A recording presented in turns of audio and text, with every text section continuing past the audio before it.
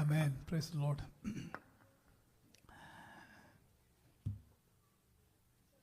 ഞാൻ ഒരു സങ്കീർത്തനത്തിൽ നിന്ന് ചില കാര്യങ്ങൾ പറയാനായിട്ട് പോവുകയാണ്. Let us turn to Psalm 19. കഴിഞ്ഞ ദിവസം നമ്മുടെ പാസ്റ്റർ വായിച്ച വാക്യമാണ് 19-ാം സങ്കീർത്തനം. അതിൻ്റെ all of you are very familiar with the verses of Psalm 19. You know that I have no time to explain each verses, so I will try to give some understanding from all the verses. The first 6 verses,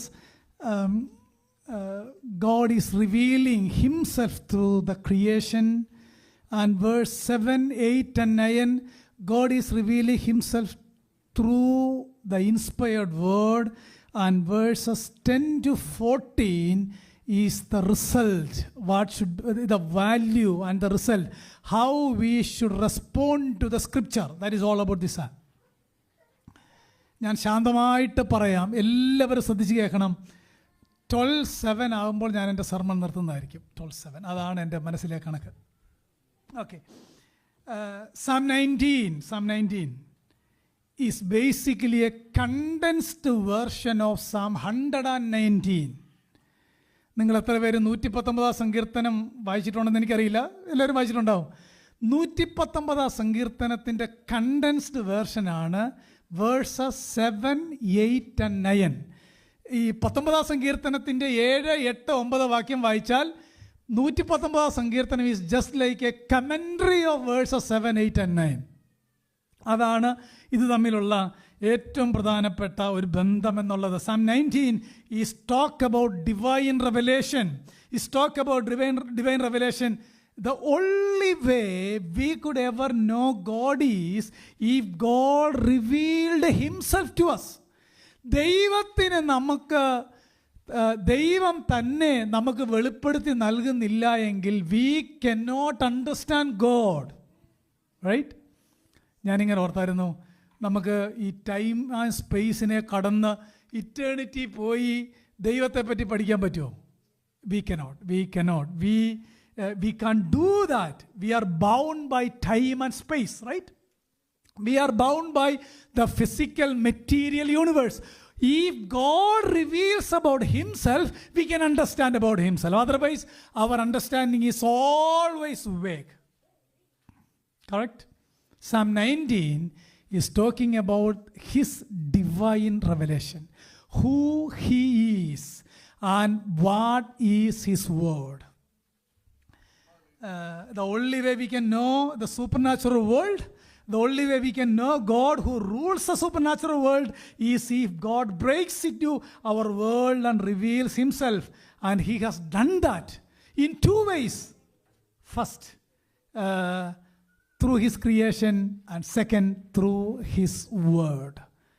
ഈ സൃഷ്ടിയിലൂടെ നോക്കിയാൽ അറിയാം, ദൈവവചനത്തിലൂടെ നോക്കിയാൽ അറിയാം ദൈവം ആരാണെന്നുള്ള കാര്യം. നിങ്ങൾ verse chapter Psalm 19, ഞാൻ ഈ ചാപ്റ്റർ എന്ന് പറഞ്ഞാൽ ഓർത്തോണം, സങ്കീർത്തനം ചാപ്റ്റർ അല്ല, നമ്പർ 19 ആണ്. ഇഫ് ഐ മേഡ് മിസ്റ്റേക്ക് നിങ്ങൾ ഓർത്തോണം, അദ്ദേഹം തെറ്റ് പറഞ്ഞതാണ്, നമ്പറാണ് കേട്ടോ.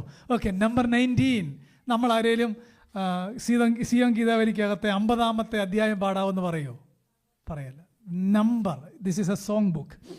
3-കകത്തൊരു പ്രയോഗം കൊണ്ടോ, there is no speech, nor there are words, their voice is not heard.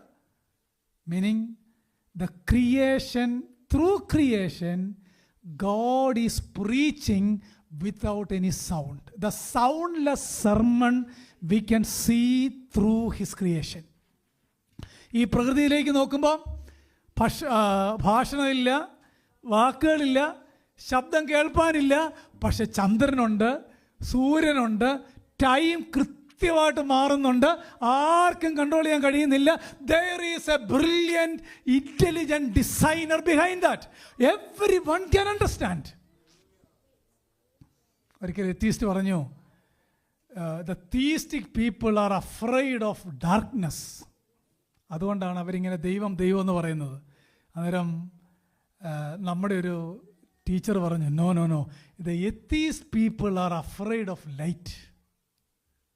മനസ്സിലാവുന്ന, അവർക്ക് വെളിച്ചത്തെ പേടിയാണ്. അതുകൊണ്ടാണ് അവർ വെളിച്ചമില്ല എന്ന് എന്ത് ചെയ്യുന്നത്.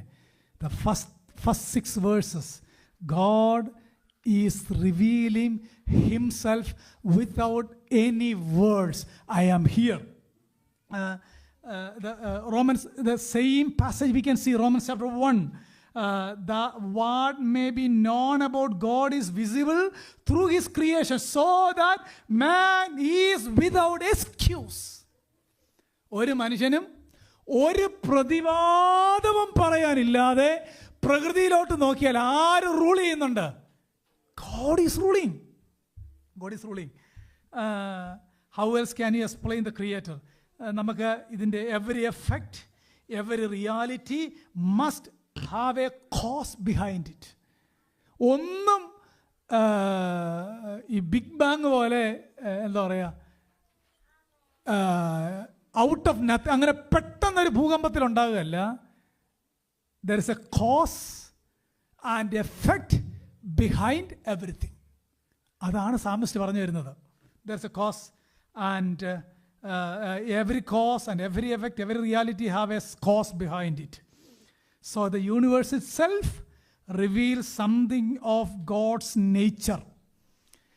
That he is intelligent, he is powerful, that he is complex, that he is highly organized, and that he loves beauty, that he loves righteousness. ഇത്രയും കാര്യം നമുക്ക് പ്രകൃതിയിലോട്ട് നോക്കിയാൽ കാണാം അല്ലേ? സൗന്ദര്യത്തെ ഇഷ്ടപ്പെടുന്ന, സ്നേഹിക്കുന്ന, ശക്തിയുള്ള, എല്ലാത്തിനും കൃത്യമായി ഓർബിറ്റിലൂടെ നടത്തുന്ന ഒരു ഡിസൈനറെ കാണാം. അതാണ് ആദ്യത്തെ 6 വാക്യം പറയുന്നത്. Romans chapter 2, there is a beautiful verse. The law of God is written in the human heart. That is not talking about the word, written word. It is talking about the general revelation. People can understand through their life, through their eyes, what is happening around them, what is happening among their life. The soundless sermon. Every human being has a sense of right and wrong.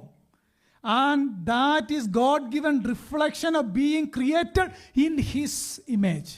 എല്ലാ മനുഷ്യനും തെറ്റ് ശരി എന്ത് ചെയ്യാം? രക്ഷിക്കപ്പെടാത്തവർക്കും അറിയാം, രക്ഷിക്കപ്പെട്ടവർക്കും അറിയാം. Y? God is revealing through them with the general revelation. No one can make any excuses. It is revealed.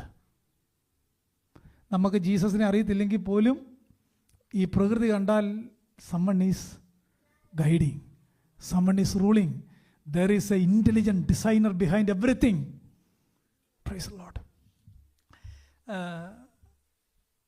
ഇതിനകത്തൊരു ഈ ആദ്യത്തെ ഭാഗം, ആദ്യത്തെ 6 വാക്യം ഒരു ജനറൽ റെവലേഷനാണ്. പക്ഷേ അതിൻ്റെ ഒരു പോരായ്മ എന്നുള്ളത്, it is not sufficient revelation to be get saved. Got the meaning? ദൈവം ഉണ്ടെന്നറിയാം, but it is not sufficient. Someone should know I am sinner and I need a savior. ഈ പ്രകൃതിയിൽ നിന്ന് അത് മനസ്സിലായില്ല. നന്മയും തെറ്റും ഗുണമൊക്കെ മനസ്സിലാകും. But I need a saviour എന്ന കോണ്ടസ്റ്റിലേക്ക് എന്ത് ചെയ്യത്തില്ല, വരത്തില്ല. We can know enough about God to be judged. We can know enough about God to be condemned. We can know enough about God from the creation to be damned. The problem is we cannot know enough about God to be saved. അതാർക്കും പ്രകൃതിയിൽ നിന്ന് കിട്ടത്തില്ല. So we have to go to Scripture. Scripture alone inform us of God's will for us, God's plan of redemption, God's purpose of salvation. That is the main part of Psalm 19. നിങ്ങൾ നോക്കിയ ആദ്യത്തെ 6 വാക്യം കഴിഞ്ഞിട്ട് how this psalm is starting from verse 7, entirely different. അങ്ങനെ വായിക്കുന്നത്, യഹോവയുടെ ആജ്ഞകൾ, the law of the Lord is perfect, restoring. Look at the verse. The testimony of the Lord is sure, making wise the simple. The precepts of the Lord are right, rejoicing the heart. The commandment of the Lord is pure, enlightening the eyes. The fear of the Lord is clean, endure forever. The judgment of the Lord are true. They are righteous altogether. നമ്മൾ ഈ 3 വാക്യം വായിച്ചാൽ there are 6 line of thought here. 2 in verse 7, 2 in verse 8 and 2 in verse 9. I will divide that 3 passage into 3 part. Very simple. 6 titles of the scripture, 6 characteristics of the scripture, finally 6 effect of the scripture. ആ പാസേജിൽ 3 കാര്യമുണ്ട്. 6 titles of the scripture. What are the titles? നോക്കിയേ. The law, the testimony, the precepts, the commandments, the fear of the Lord, the judgment of the Lord. How many altogether? 6. 6 titles of the scripture. Then the second part, 6 characteristics of the scripture. What are they? It is perfect, it is sure, it is right, it is pure, it is clean, and it is true. Did you see 6 characteristics of the scripture? Finally, 6 effect of the scripture. What are they? 6 effect. Restoring the soul, making the wise simple, rejoicing the heart, enlightening the eyes, enduring forever. They are righteous altogether. 6 titles, 6 characteristics, 6 benefit or 6 effect. ഇതിനകത്ത് ഞാൻ പറയാതെ പോയ ഒരു കാര്യമുണ്ട്. Can you find out from that 3 verses? Every verse is start with one phrase. What is that? Of the Lord. ആ ഒരു പ്രയോഗം. Of the Lord. The Lord. The Lord. The Lord. Did you see 6 times it is there? അങ്ങനെ, what is the meaning of that word? That phrase is talking about the source of the scripture. എന്നെ ഒന്ന് ശ്രദ്ധിച്ചേ, അല്പം കൂടെ ശ്രദ്ധിച്ചേ. Psalm 19 മനസ്സിലാക്കാതെ പോകരുത്. 6 characteristics, 6 titles, 6 effect. 6 വാക്യം തുടങ്ങുന്നത് the Lord, the Lord, the Lord, meaning the source of the law is from the Lord. The source of the precepts is from the Lord. The source of the commandments, the source of the judgment, the source of the fear of the Lord. Everything is originating from the Lord. In simple word, God is the source of His supernatural word. Are you following me?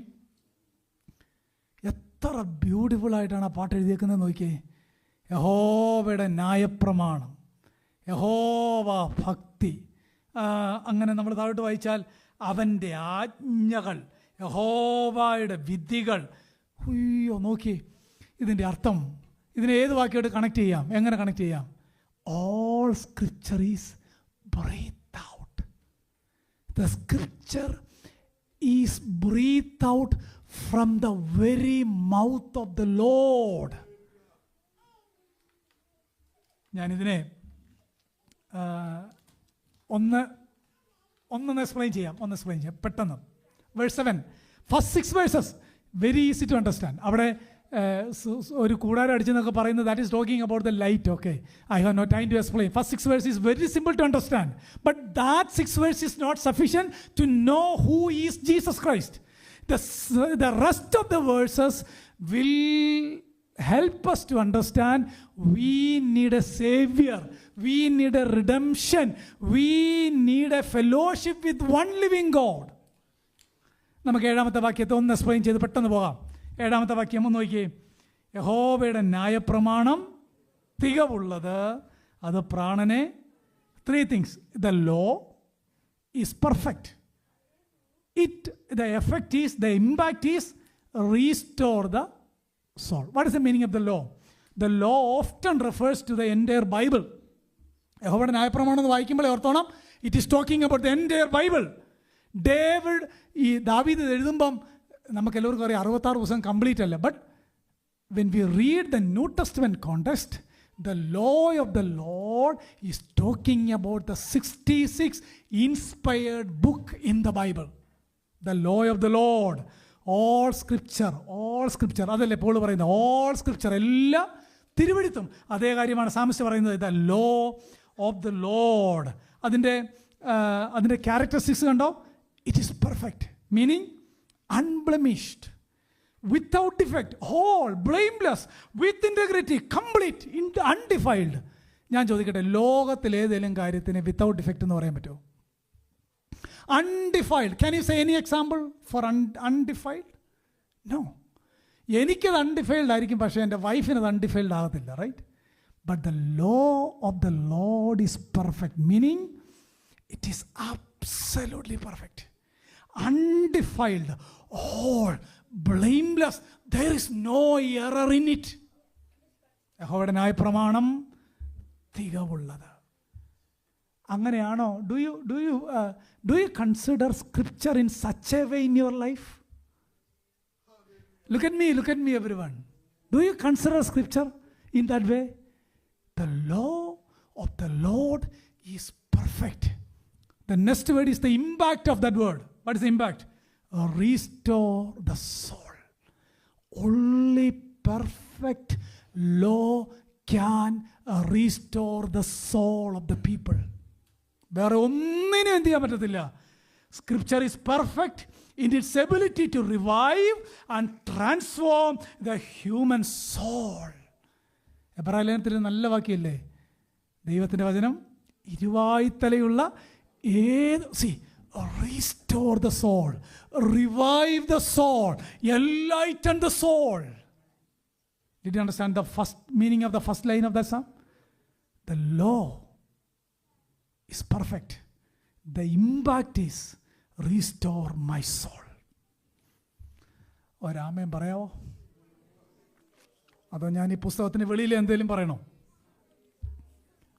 സത്യം പറഞ്ഞ ആത്മീയരാരെന്നറിയാവോ? വേദപുസ്തകം മനസ്സിലാകുമ്പോൾ സ്തോത്രം പറയുന്നവരാണ്. അല്ലാതെ നമ്മൾ നാളെ ഞാൻ president ആകുമെന്ന് പറയുമ്പം കൈ അടിക്കുന്നവൻ ജഡീകനാണെന്നാണ് എൻ്റെ വേദപുസ്തക പരിജ്ഞാനം. പിന്നെ ചോദിച്ചാൽ മതി, പുസ്തകത്തിൽ ഞാൻ തെളിച്ചുതരാം. നമ്മൾ ആത്മീയത എന്ന് പറയുന്നത് എന്താ? എൻ്റെ മക്കൾ അമേരിക്കൻ പ്രസിഡൻ്റ് ആകുമെന്ന് പറയുമ്പോൾ അല്ലേലിയ പറയാതാ. ആരാ പറഞ്ഞ്? It is not in the Bible. Second പാട്ട് എങ്ങനെ വായിക്കുന്നേ? The testimony of the Lord is sure, making wise the simple. Three things are there. First one, testimony. Second, sure. Third, make the wise simple. യഹോവയുടെ സാക്ഷ്യം വിശ്വാസ്യമാകുന്നത് അല്പബുദ്ധിയെ. എന്താ testimony എന്ന് പറഞ്ഞാൽ? Testimony യഹോവയുടെ സാക്ഷ്യം. Testimony is a personal account of a reliable witness. 100% sure ആണ് testimony, right? Personal account of a reliable witness. The word conveys the idea of a formal declaration from a trustworthy source. ഇത് വിശ്വാസയോഗ്യമാണെന്ന്. നമ്മുടെ testimony ഇവിടുത്തെ police ഓഫീസറിൻ്റെ മുന്നിൽ trust വർത്തി ആണെങ്കിൽ ദൈവം തൻ്റെ വചനത്തെപ്പറ്റി പറയാം, it is A trust worthy source. You can rely on that. The characteristics is the second part. The testimony of the Lord is sure, meaning it is true, it is reliable, it is trustworthy. There is no falsehood in it. ഒരു തെറ്റുമില്ല അതിനകത്ത്. Praise the Lord. The effect, make the wise simple. അല്പബുദ്ധിയെ അതുകൊണ്ടല്ലേ ജ്ഞാനികൾക്ക് മറച്ചു വെച്ചത് ദൈവം നമ്മളെ ജ്ഞാനിയാക്കിയത്. അതുകൊണ്ടാണ്. മനസ്സിലാവുന്നത് ഏതർത്ഥത്തിൽ? ലോകാഭിപ്രായ പ്രകാരം ജ്ഞാനികളെ അറിയില്ല, പക്ഷെ ദൈവത്തെ അന്വേഷിക്കുന്ന ബുദ്ധിമാനുണ്ടോ എന്ന് കാണാൻ കർത്താവ് നോക്കുകയാണ്. ബൈബിളിൻ്റെ സ്റ്റാൻഡേർഡിൽ ഈ സമ്മൺ ഈ seeking after the Lord, he is the man with wisdom and knowledge. അത്രയും പറയാൻ സമയമുള്ളൂ. Third, the precepts of the Lord are right, rejoicing the heart. മൂന്ന് കാര്യം. The precepts that is right, that will rejoice my soul. Precepts എന്ന് പറഞ്ഞാൽ the meaning is the principles for instruction. That is the meaning. The commands, യഹോവയുടെ ആജ്ഞകൾ, the principles for instruction, his command. Right എന്ന് പറഞ്ഞാൽ, right meaning it is straight undeviating. അങ്ങോട്ടും ഇങ്ങോട്ടും എന്ത് ചെയ്യുന്നില്ല. യഹോവയുടെ ആജ്ഞകൾ നേരുള്ളവ. യഹോവയുടെ ആജ്ഞ സ്ട്രെയിറ്റ് ആണ്, അൺഡിവൈഡിങ് ആണ്, ഓൾവേസ് സ്ട്രെയിറ്റ് ആണ്. ഒരു വളവും ഇല്ല, ഒരു തിരിവും ഇല്ല. It is absolutely straight. യഹോവയുടെ ആജ്ഞകൾ നേരുള്ളവ. The rest of the part is rejoicing my heart. ഞാൻ ഈ വാക്യത്തിനകത്ത് ഞാൻ ഏറ്റവും കൂടുതൽ ടൈം സ്പെൻഡ് ചെയ്ത ഈ ഒരു പദത്തിനാണ് റിജോയ്സിങ് ദ ഹാർട്ട്. യഹോവയുടെ ആജ്ഞകൾ നേരുള്ളവ, അത് ഹൃദയത്തെ എന്ത് ചെയ്യും? എപ്പോഴാ? In the time of trouble, if you meditate with the word, it will give rejoice to your heart. The time of anxiety, the time of trouble, the time of depression, the time of sickness, if you spend with the righteousness of the Lord, which is written in the Bible, surely that word will give you joy in your heart. ഈ ഏറ്റവും വേദനയിലൂടെ പോയ പ്രോഫറ്റായിരുന്നു ജെറമ്യായ, അല്ലേ? ജെറമ്യാവ് 15:16 മനോഹരമായൊരു വാക്യമുണ്ട്. 15:16, ഞാൻ നിൻ്റെ വചനത്തെ കണ്ടെത്തി. അടുത്ത വാചകം എങ്ങനെയാണെന്നറിയാമോ? അവ എൻ്റെ ഹൃദയത്തിന് ആനന്ദവും എൻ്റെ ഹൃദയത്തിന്. ഇനി ആ വാക്യം വായിച്ചത്, the precepts of the Lord are right, rejoicing my heart. പ്രിയപ്പെട്ടവരെ, ജീവിതത്തിൽ പ്രയാസം വരുമ്പോൾ ആരെങ്കിലും എന്നോടൊരു ആശ്വാസവാക്ക് പറഞ്ഞിരുന്നെങ്കിൽ എന്നൊക്കെ ഞാൻ ആലോചിച്ചിട്ടുണ്ട്. പക്ഷേ ആ കാലമൊക്കെ കഴിഞ്ഞു. അത് വേണ്ട. ആ ആശ്വാസമൊക്കെ 5 മിനിറ്റ് കഴിയുമ്പം പോവും. ഈ വാക്യം ഒന്ന് വായിച്ചു നോക്കിയേ. യഹോവയുടെ ആജ്ഞകൾ, you can rely on this 100% straight. ഇത് ഇടത്തോട്ടോ വലത്തോട്ടോ മാറുന്നില്ല. കർത്താവ് കൂടെ ഉണ്ടെന്ന് പറഞ്ഞാൽ ഇറ്റ് ഈസ് ട്രൂ. അതെൻ്റെ ഹൃദയത്തെ എന്ത് ചെയ്യുക? Rejoicing my heart.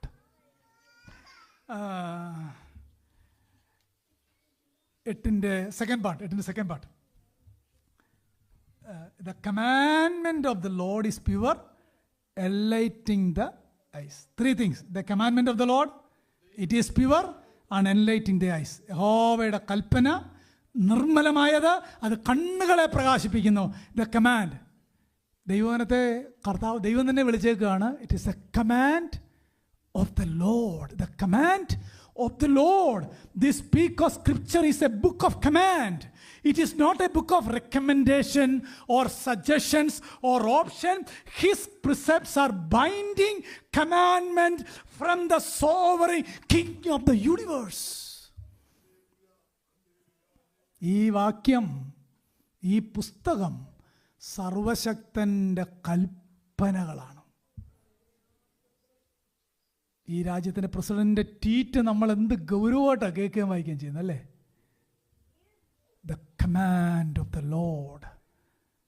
This is A commandment from the sovereign ruler of this universe. The command of the Lord. Very serious when you approach the Bible. The command of the Lord. It is pure, meaning the word of God is transparent. That is the meaning. Transparent. Scripture is simply transparent എന്ന് പറഞ്ഞാൽ എൻ്റെ അർത്ഥം എന്താണെന്നറിയാമോ? when you read the Bible, you all can understand the basic factors of the scripture. It is not hidden to anyone else. There are some passages very difficult to understand. Most of the part of the Bible, especially related with the topic of redemption and salvation, sanctification and glorification, it is easy to understand. Your command of the Lord is transparent. ആർക്കും വായിച്ചിട്ട് മനസ്സിലാകുന്നില്ലെന്ന് പറയാൻ പറ്റുകയില്ല. Ezekiel 1 എനിക്ക് വായിച്ചാൽ മനസ്സിലാകത്തില്ല. ഞാൻ ഒത്തിരി വട്ടം വായിച്ചിട്ടുണ്ട്.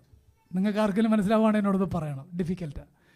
റെവലേഷൻ 6-19 ഞാൻ പല പ്രാവശ്യം വായിച്ചിട്ടുണ്ട്. ഒത്തിരി കമൻറ്ററി നോക്കിയിട്ടുണ്ട്. Still I are struggling to understand what is there. But I have some understanding. Thank God for that. But the basic knowledge of the scripture is simple. Everyone can understand. That is what Bible says. The command of the Lord is pure. It is transparent. അതിൻ്റെ effect എന്നാന്ന് നോക്കിയേ, എൻലൈറ്റൺ the ice means കണ്ണിനെ തുറക്കുമെന്ന് പറഞ്ഞാൽ ഈ ലോകത്തിൻ്റെ പ്രഭു അവിശ്വാസികളുടെ കണ്ണെന്ത് ചെയ്തേക്കുക, ഈ കമാൻഡ് കേൾക്കുമ്പം വിശ്വാസം കേൾവിയാലും കേൾവി ദൈവവചനത്താലും വരുന്നു. ഇതകത്തോട്ട് കയറുമ്പോൾ നമ്മുടെ കണ്ണെന്ത് ചെയ്യുക, തുറക്കണം. കുരുട്ട് കണ്ണുകളെ തുറന്നു വരിക. എനിക്ക് അതൊക്കെ വിവരിക്കണമെന്ന് ആഗ്രഹം ഉണ്ടായിരുന്നു. ഇരുട്ടിലിരുന്ന ജനം വലിയൊരു വെളിച്ചം കണ്ടെന്ന് വായിക്കുന്നില്ലേ ജീസസ് വന്നപ്പോൾ? The command of the Lord is pure, enlightening the eyes. നമ്മുടെ എല്ലാം കണ്ണ് കർത്താവ് തുറന്നത് ഓർത്ത് സ്തോത്രം. Verse 9, the fear of the Lord is clean, enduring forever. ആ fear of എന്നുള്ളത് the effect of the scripture. That's the meaning. The fear of the Lord is a reference to a passion evoked in believers when their minds are awakened to the truth of the scripture. That's the meaning, the fear of the Lord. It is clean, meaning there is no impurity, there is no defilement, there is no any kind of imperfection. Scripture is without any corruption at all. It is without error. അതാണ് clean എന്ന വാക്കിൻ്റെ അർത്ഥം. 12 സങ്കീർത്തനത്തിൻ്റെ 6 വാക്യം, Psalm 12 verse 6 beautiful ആയിട്ട് എഴുതിയിട്ടുണ്ട്. യഹോവയുടെ വചനങ്ങൾ നിർമ്മല വചനങ്ങളാകുന്നു, നിലത്തെ ഉലയിൽ ഉരുക്കി 7 പ്രാവശ്യം ശുദ്ധി ചെയ്ത വെള്ളി പോലെ തന്നെ. It is clean. There is no errors in it. അതിനകത്തുനിന്ന് ഒന്നും തട്ടിക്കളയാനില്ല. It is clean. ഇത് നമ്മുടെ അകത്ത് കയറുമ്പോൾ യഹോവ ഭക്തി ഉണ്ടാകണം. അതിൻ്റെ റിസൾട്ട് നോക്കിയേ, enduring for ever, meaning the eternality of the scripture. ആദിയിൽ വചനം ഉണ്ടായിരുന്നു, വചനം ദൈവത്തോടു കൂടിയായിരുന്നു, വചനം the eternality of the scripture. സ്വർഗത്തിൽ എന്നേക്കും സ്ഥിരമായിരിക്കും ദൈവവചനം. ആകാശഭൂമിയും മാറിപ്പോയാലും എൻ്റെ വചനങ്ങൾക്കൊരു മാറ്റമില്ല. It is enduring for ever. 9 വാക്യം, the judgment of the Lord are true, they are righteous altogether. Judgment, അടുത്ത ദൈവവചനത്തെ വിളിക്കുന്ന മറ്റൊരു പേരാണ് judgement. It is a courtroom terminology. It can refer to a decision or decree. The second part, it is true. All the Bible statements are absolutely true. It is absolutely moral. The result is, it is altogether righteous, meaning scripture is divine, magistrate's verdict on everything that pertains to life and godliness. എനിക്ക് എൻ്റെ final password പറഞ്ഞു തീർക്കണം. Please spend time and read and understand Psalm 19. 6 characteristics, 6 titles, 6 effect. Every word is starting with the Lord, the Lord, the Lord. The source is from the Lord. അങ്ങനെ വേണം തിരുവെഴുത്തിനെ നമ്മൾ കാണാനും വായിക്കാനും ധ്യാനിക്കാനും. Final part അതിൻ്റെ 10 to 14 പെട്ടെന്ന് പറഞ്ഞ് എൻ്റെ വാക്കുകൾ നിർത്താം. 10 to 14 എല്ലാവരും ബൈബിളിലേക്ക് നോക്കി. Please look at your Bible. If you have Bible, please look at your Bible. Verse 10. What is the value of this God's word? Verse 10 എന്നാ വായിക്കുന്നതെന്ന് നോക്കിയേ. They are more desirable than gold, yes, than much fine gold. The sweeter also than honey and the drips of the honeycomb. 2 കാര്യം വാക്യത്തിനകത്തുണ്ട്. ഒന്ന്, the value of the scripture. The first one, they are most precious possession. അങ്ങനല്ലേ എൻ്റെ അർത്ഥം. They are most precious possession. Are you living like that? Look at me. Are you living like that? Are you mining this truth? Amen. ഒരു ആമേനൊക്കെ ഒന്ന് പറഞ്ഞേ. Amen. Praise the Lord. Praise the Lord. The most precious possession. Second, the most sweetest pleasure. തേനിലും തേൻകട്ടയിലും. ഈ തേൻകട്ടയുടെ പ്രത്യേകത എന്നാണെന്നറിയാമോ? അതിനൊരു പ്രത്യേകത എന്ന് പറഞ്ഞു കഴിഞ്ഞാൽ അത് ഓർഗാനിക് ഫുഡാണ്. അതിനേക്കാൾ, ഹലോ, ഞാനിപ്പോൾ ഇന്ത്യ ചെന്ന് ഓർഗാനിക് ഫുഡെന്ന് പറഞ്ഞാൽ കോട്ടയംകാർ ചോദിക്കും ഇത് എവിടെ കിട്ടും സാധനം. But you all are very familiar with ഓർഗാനിക്കിനേക്കാൾ തേനിലും തേൻകട്ടയിലും there is no other superlative degree പറയാൻ വേറൊന്നുമില്ല. The most precious possession, the sweetest pleasure, 11-ാമത്തെ വാക്യം നോക്കിയേ. Moreover by them your servant is warned. ഇതുകൊണ്ട് ഞാൻ ഇങ്ങനെ പറയാം, your word, this is the greatest protection. എന്നെ ഇത് വാൺ ചെയ്യുക. ഏത്? ഈ പൊസഷൻ, ഈ സ്വീറ്റസ്റ്റ് പ്ലഷർ എന്നെ തെറ്റിലേക്ക് പോകാതിരിക്കാൻ വാൺ ചെയ്യുന്നു. Praise Lord. The greatest warning. അവയെ ആചരിക്കുന്നവർക്ക്, അവയെ പ്രബോധനം ലഭിക്കുന്നു. അവയെ പ്രമാണിക്കുന്നവർക്ക് വളരെ പ്രതിഫലം. Meaning the greatest provision. 3 things: greatest possession, sweetest pleasure, greatest protection, finally the greatest provision. പിന്നീട് ഞാൻ എക്സ്പ്ലെയിൻ ചെയ്യാം.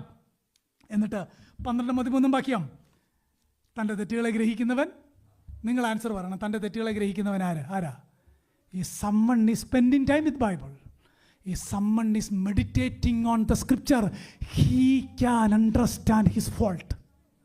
If you are ignorant about the scripture, you cannot understand your hidden fault. Repeat ചെയ്യാം.